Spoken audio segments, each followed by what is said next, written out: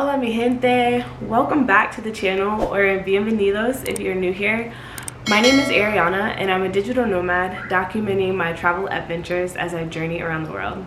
Today I'm tuning in from Medellin, Colombia, and I wanted to talk to you guys about cell phone services for digital nomads. When I first started traveling, one of the biggest concerns that was top of mind for me was definitely my cell phone. How was I going to get data as I travel to these different places, and what about my phone number? Would I be able to keep it so I can stay in touch with people that had my number back at home? So all of these questions were things that I've been trying to figure out, and I feel like I have finally gotten down after about a year and a half of traveling. So if you're from the US, you pretty much have two options when it comes to cell phone plans. The first one being to get some sort of international plan with a US based carrier such as Google Fi or T-Mobile.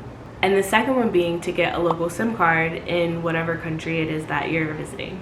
I'm going to be talking about the pros and cons of each one and which one of them I prefer to use while I'm traveling. So be sure to watch this video all the way through to the end, and go ahead and hit that subscribe button if you haven't already, and give this video a thumbs up. So some pros to getting an international plan with a US carrier is that it's fairly easy to set up. Your international plan and the process to get that up and running is about the same as your regular cell phone plan at home. It's just adding on an additional package, or you might be switching from a carrier that doesn't offer these types of plans to Google Fi or T-Mobile. Those are usually the two that most people who are traveling internationally use. I have used others in the past, such as Verizon, but I found it to be extremely more expensive because they do like a $10 a day type of plan, and when you're out of the country for multiple weeks, that can really start to add up. But with Google Fi, they do have some fairly affordable plans, and they also have options that allow you to customize and make them more economical if need be. I switched from Verizon to Google Fi, and I was using their unlimited data plan when I first started traveling. It cost around $70 per month, and for the most part I was able to get service in every place that I went. The only times that I would really have problems were when I landed. Sometimes it was hard to get the connection to connect, but with a few extra steps and some help from support, usually I was able to get connected within a few minutes or so. So that is actually another pro to having a international based plan, is that when you land, you already know that you have some sort of guarantee that you'll have data. So when it comes to calling an Uber or maybe getting in touch with friends and things like that, you don't have to necessarily worry about getting Wi-Fi or trying to find a SIM card as soon as you land so that you have some data to do anything that you need to do on your phone. And another pro that comes along with an international plan through a US based carrier is that the support will be in English, which can be really helpful if you don't necessarily know the language or aren't yet comfortable with getting help in the language of your destination country. It really can make things a lot easier when you're able to get the support that you need in your own native language. Alright, so those were all the pros. Some of the cons that come to have an international plan. I mentioned earlier that my plan with Google Fi was $70, and they had an option too. If you didn't have unlimited, you can do kind of like pay as you go based on how much data that you use. Ultimately, I was using about 3 or 4 gigs a month, which would have came out to like $30 or $40 with that particular plan through Google Fi. But even still, both of those are a lot more costly than the alternative that I'm going to talk about later with using a local SIM card. You also have a limitation when it comes to support. I know I mentioned that it is in English, so that can be helpful, but you can only reach them through the phone or like via chat. So if you really need help in person, that's not really an option for having a US based carrier. Another con that is specific to the Google Fi service is there were some features that I should have had through my unlimited data plan that I couldn't use, specifically because I was on an iPhone and I didn't have a Google phone. Those two features were free Wi-Fi calling and being able to share my hotspot, which are two like really critical things, and actually the main reasons that I went towards Google Fi over T-Mobile in the first place. So that was a little bit frustrating. I have reached out to support about it many times, and they were telling me that these features were in beta to be working with iPhone, and I think they make it very transparent on their website too that Some of the features don't actually work with iPhones, but those are like two big features, at least for me, because when I was in an area where the internet connection wasn't good, I wanted to have that hotspot so that I could still work. And of course, free Wi-Fi calling, that was getting expensive. That's another reason that my plan was getting so costly, because I was getting charged to call people even when I was calling them while being on Wi-Fi. The last con that I have is that you have to make occasional visits back to the United States. I don't know for sure about T-Mobile. I have heard that they do the same thing, but Google Fi will kick you off after a certain amount of period. They say 3 months, but really I don't know how long it is, because I was on their phone plan for like a year and some change. But eventually they will kick you off if you don't go back and hit a US phone tower often enough, or within a certain time frame. So that's what happened to me, which is what led me to option number 2 of using a local SIM card in the destination country that I am traveling to. So once I got that email from Google Fi that they were giving me the boot, I went ahead and started looking more into what all the logistics went into getting a SIM card, because honestly, like, the process was kind of confusing to me, which is why I just opted for option number 1 in the beginning of my travels. But after some research and finally figuring out what to do, I ended up porting my number to Google Voice.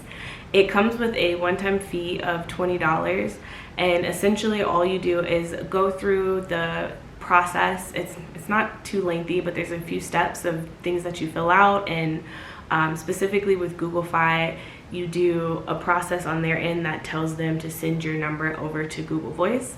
So I did that, followed the basic steps, and it was pretty smooth, more or less.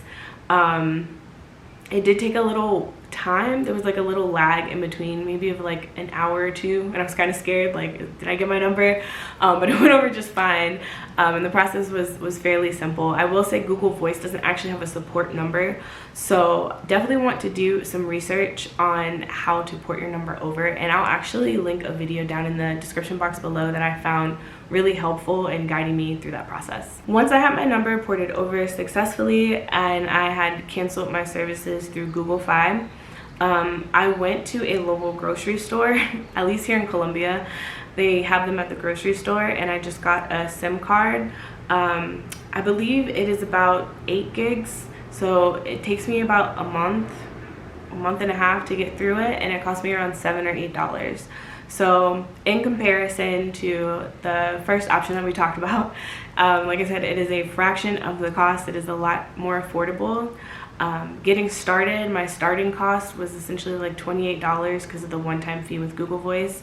But moving forward, at least here in Colombia, I just pay $8 for my SIM card every month and a half. So some pros to having this SIM card: I am able to get support in person. Like I said, I went to the grocery store. They have a little kiosk.